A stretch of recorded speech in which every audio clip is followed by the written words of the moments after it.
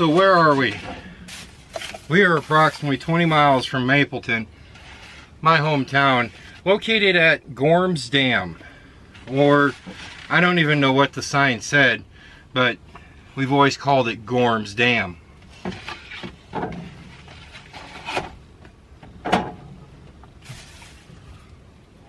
It's a nice little campground. It's probably been 20 years since I've been out here. And I've seen they've added power since the last time we were out here. Our supper tonight is out of a bag again. That should work out quite nicely, right?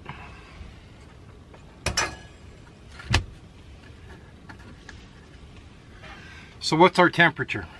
Our temperature outside right now is nothing like the past two videos.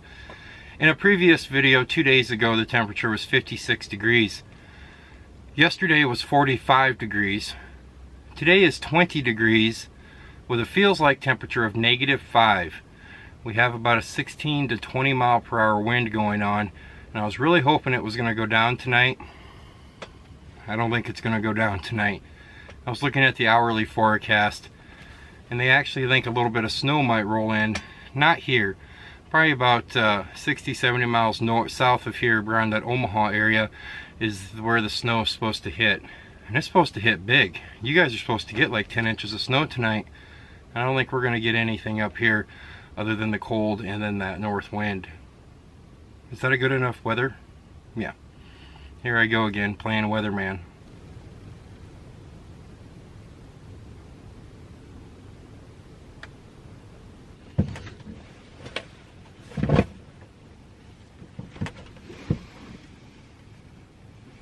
No, let's not do that yet. I have the outside temperature gauge. It's inside the pickup still. We still haven't put it outside. It's warming up fast in here.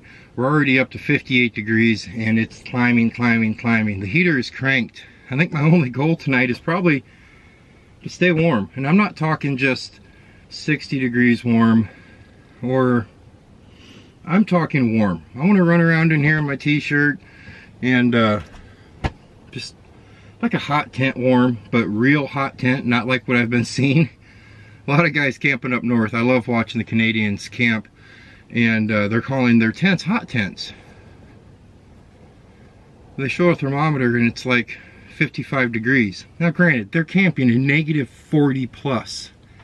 No way, couldn't do it. But if I'm gonna be in a hot tent, I want it to be probably around that 70 or 80 range.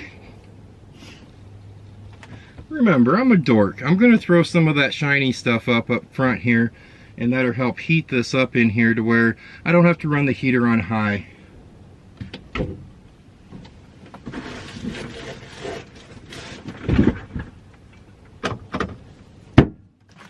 This stuff, I always forget what it's called, but it doesn't matter. I'll put it up around that front wall, around the bathroom, or around the bedroom area, and it works quite nicely at keeping the wind out and just making it to where the heater doesn't have to work as much.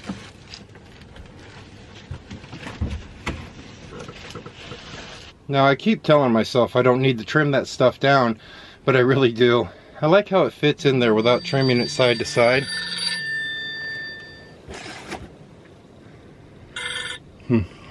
And I like how that is, but I think I need to trim it up a little bit. I answered my question though. I was wondering if this thing was leaking. Yesterday we ran in, well, we ended up with 2 inches of rain, but we ran in rain probably for the better part of 100 miles out running around, and it's got leaks. We've never ran it in that much rain, but it has leaks. My bed, all the way along the front, where the top of the camper comes down and meets the base of the camper, is leaking because the front of my bed is wet. That's disturbing. Oh, okay. All the hocus pocus on the phone was the school calling. We have 3 boys that made it to state wrestling this year. It's kind of a normal thing. We have a really good wrestling program at our school. And this is just our pet bus saying that it's leaving tomorrow. No, Thursday. It's leaving Thursday. Oh yeah, by the way, today's date is February 15th. Yesterday's video was that Valentine's video. You remember the pet bus, or you remember the wrestling thing where Paige sang the national anthem at? And she said wrestling is like aggressive groping. Guess who wants to ride the pet bus to Des Moines though?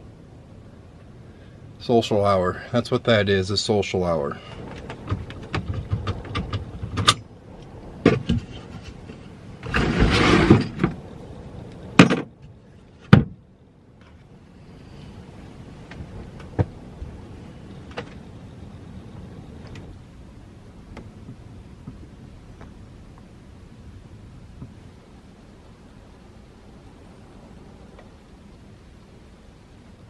And yes, if you were wondering, I am still using that portable heater back there.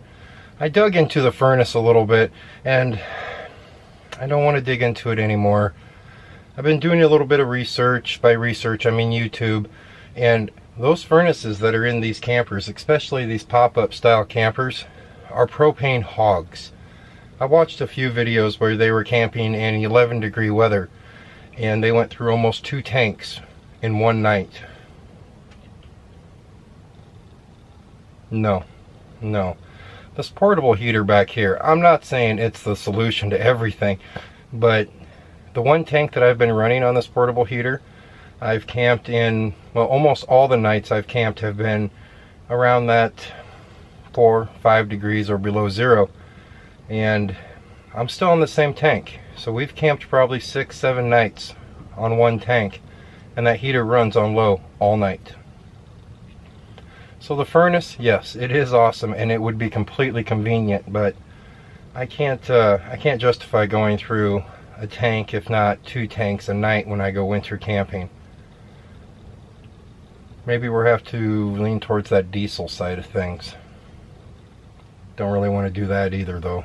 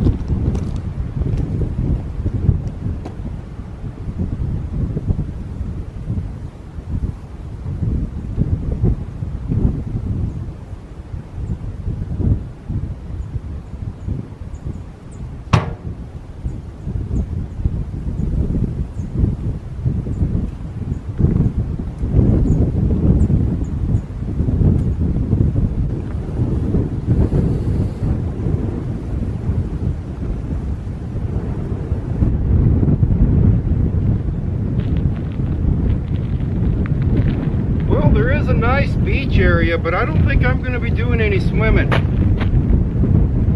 I don't feel safe swimming without a lifeguard.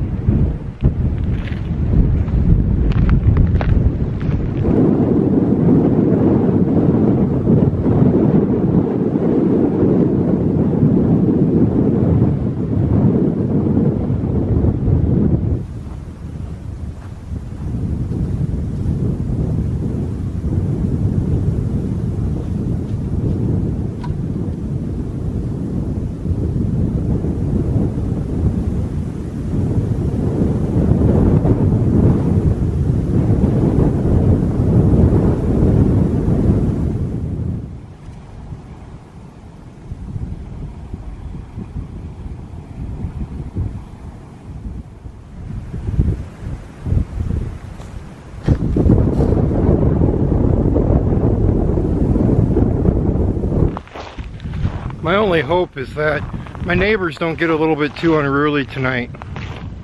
They look a little bit questionable. Sarcasm at its best, right? The thing about camping in western Iowa, you definitely have to keep an open imagination. Like when I sit on those benches and I look over this pond of death, which I will tell you about later, instead of seeing soybean fields or corn fields,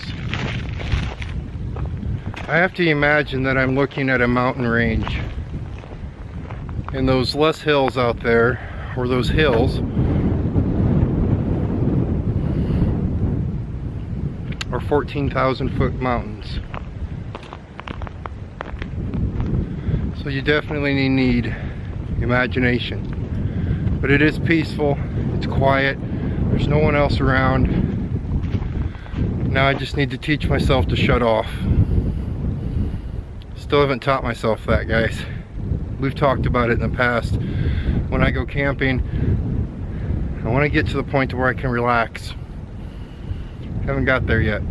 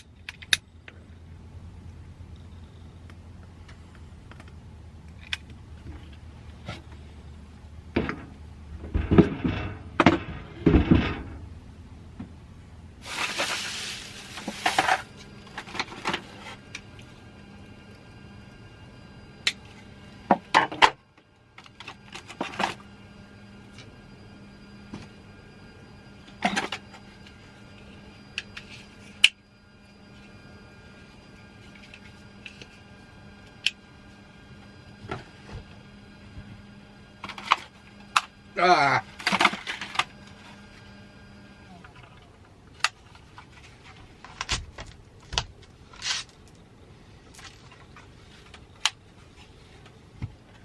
In the short time that I've actually been inside this camper and using it, I've already accumulated what I call a junk drawer.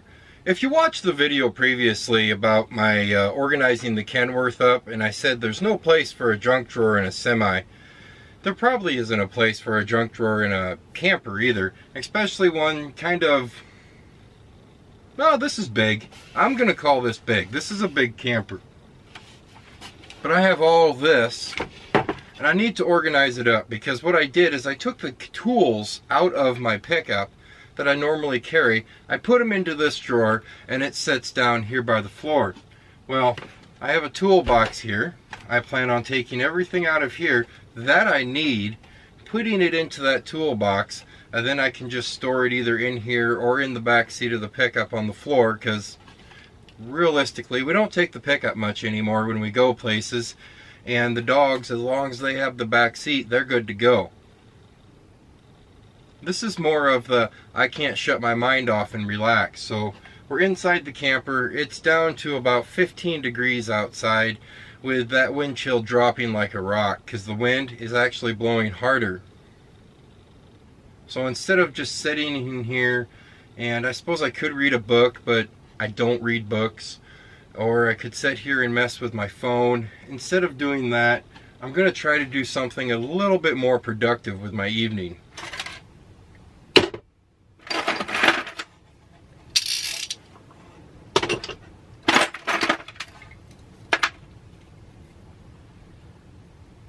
I always think that I'm out of screwdrivers. My dad actually got me this that one of his buddies gifted him, and he figured I could probably use it. Unfortunately, once I actually start digging in the tools that I do have, it turns out I have screwdrivers. I just actually have to look for them instead of assuming they're going to jump out and grab me.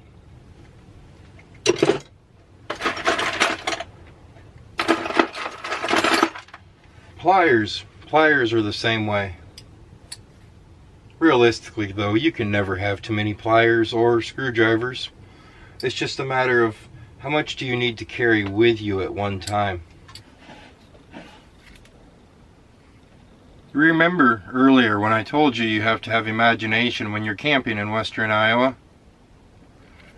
These two rocks right here are from Colorado, the Buena Vista area of Colorado. I actually, last time me and Bud went camping out there, I used these as wedges to level up my stove. I have a little bit of piece of Colorado with me.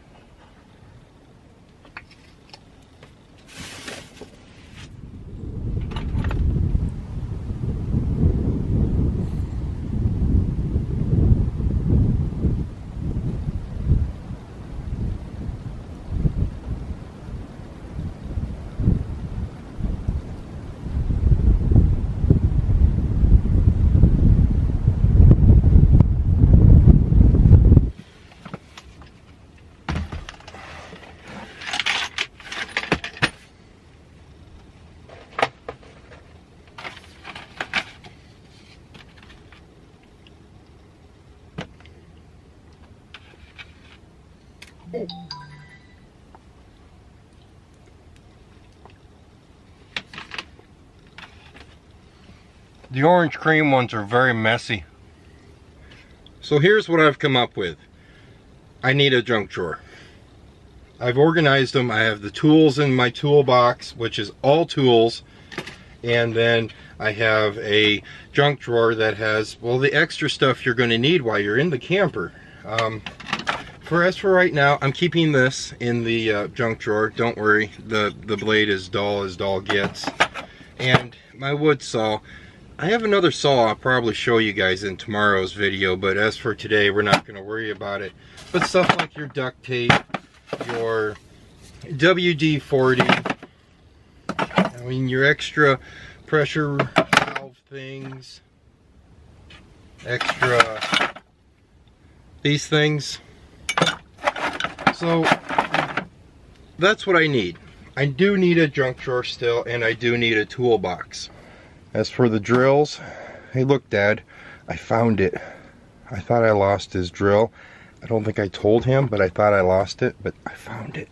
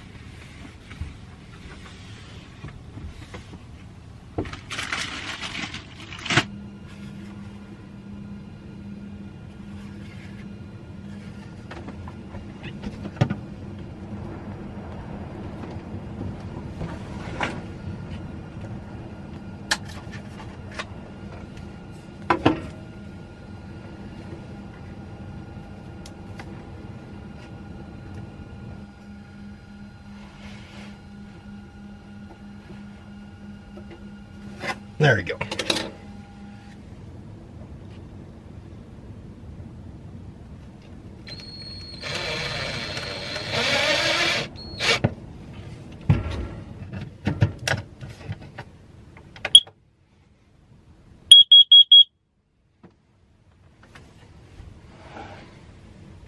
Does it look straight?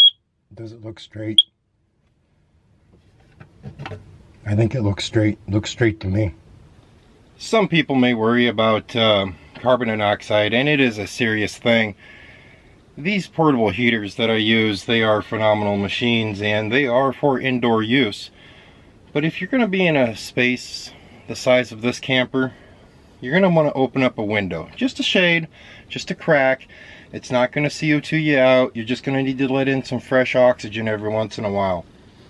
I crack open my roof vent. I could crack open my other windows over there, but I like the roof vent because it lets just a little bit of heat out. But on that same note, right now, especially with this wind, it's letting in a nice cool breeze, and you can really tell when you have that open. Like I shut that up earlier just because the wind was blowing so hard. Instantly everything started to build over with condensation. The windows started to fog over, and I started to see some moisture on the side of the canvas. crack that back open, let that fresh air in at the same side of heating everything, takes care of that. But no, that's not going to be the end game for my heating system. It's probably going to be the diesel side of things. I know how to take care of diesel, so we'll probably go that route.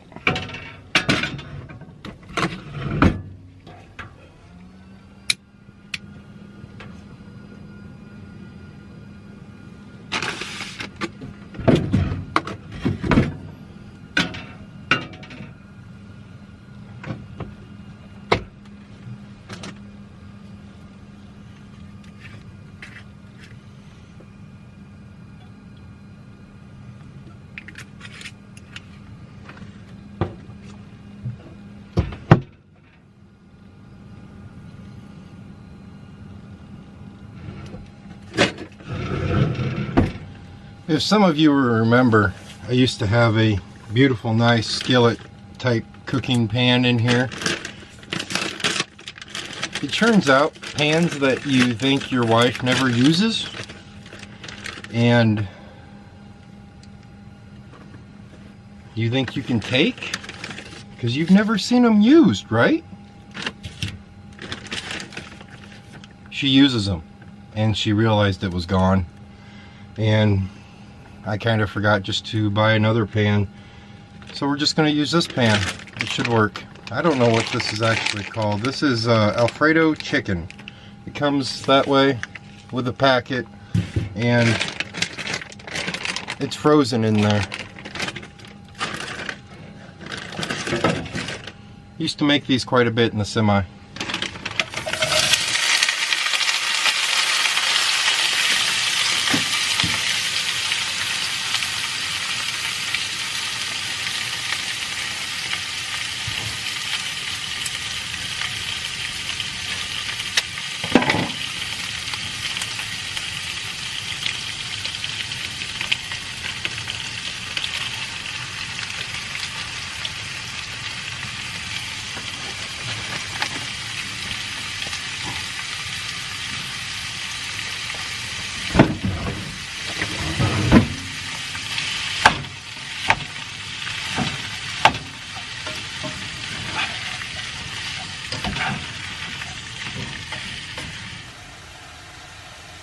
It doesn't look like much now. When it gets done, it's very good, and it will actually look very good too.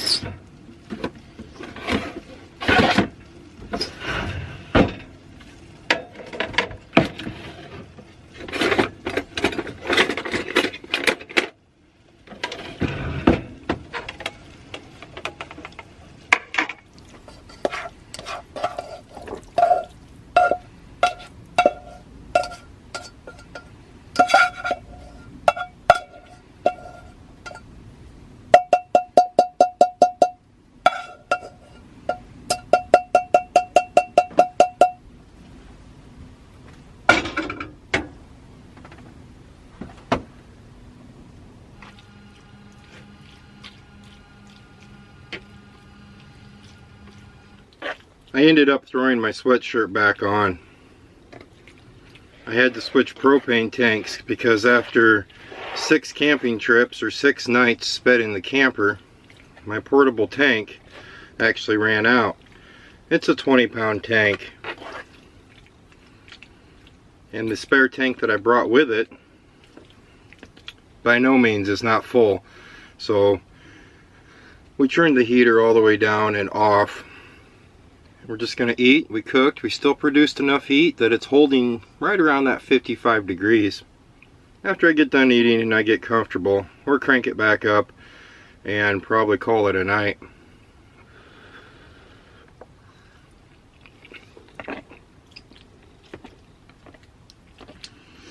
That is good. I know it's out of a bag, but that is good.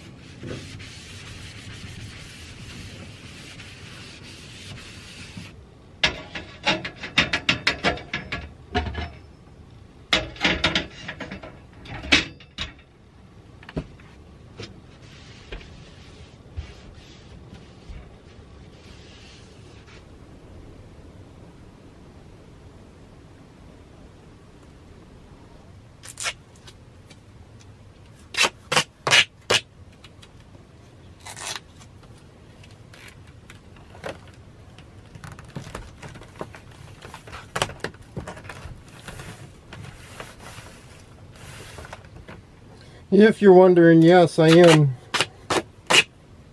duct taping the ceiling of my camper.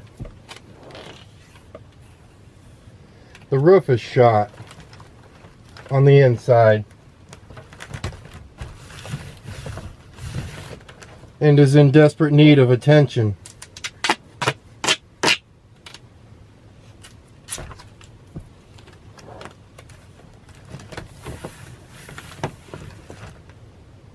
But it is over 30 years old,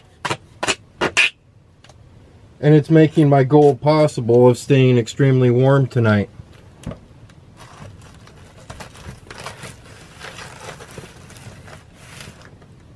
We are currently sitting at 72 degrees in here.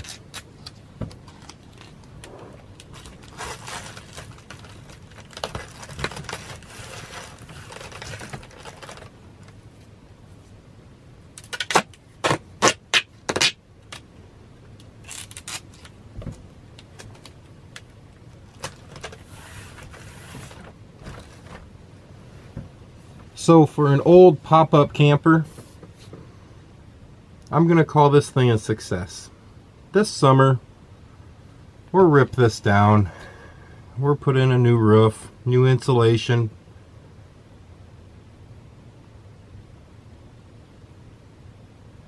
I like it. I really do.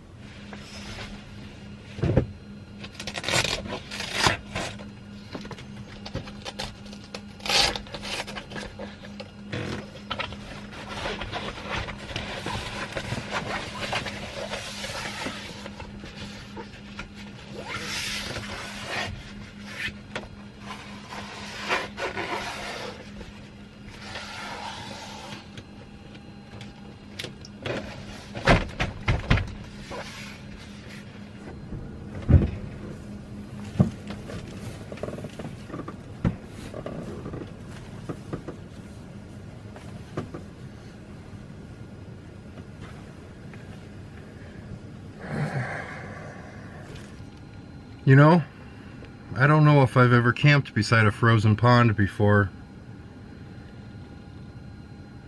When you're sitting out there ice fishing, you hear the lake or you hear the pond popping and banging, and I don't know if it's correct, but we would always just say, oh, she's just making ice. She's just making ice. You'll be sitting here in the dead silence, and you just hear a boom, boom, and it's the ice. This pond actually has a, well, it's not haunted. That'd be mean to say. It's not haunted. But there's been a few deaths out here in my lifetime. Actually, one of my classmates, someone that I used to hang out with a lot when I was younger, getting a lot of trouble with him too. And as normal, we grew apart as we got older, and once we left high school, you know, we just never really talked to each other. And gosh, I don't even know how many years it's been ago now. He was out here fishing with his grandpa and their engine quit working on the boat. So he went to swim to shore, you know, to pull the boat to shore. He drowned. He went under and never came up. I don't know what the story is there. And then the most recent probably is an older gentleman and his dog were out here, and his dog had gone out onto the ice, and it had his dog fell through. So he went out to get his dog. I'm not too sure if the dog made it, but he didn't. He had drowned out here on thin ice. So that pond actually has stories to tell about, like any lake or campground that you go to. Well, to keep with our daily routine of making videos, we're gonna go ahead and wrap this one up here. I'm gonna go to bed. Actually, I'm gonna mess around with my phone, watch some YouTube, then go to bed. And I guess I'll see you guys in the morning. You guys stay safe, as always. I'll see you next time.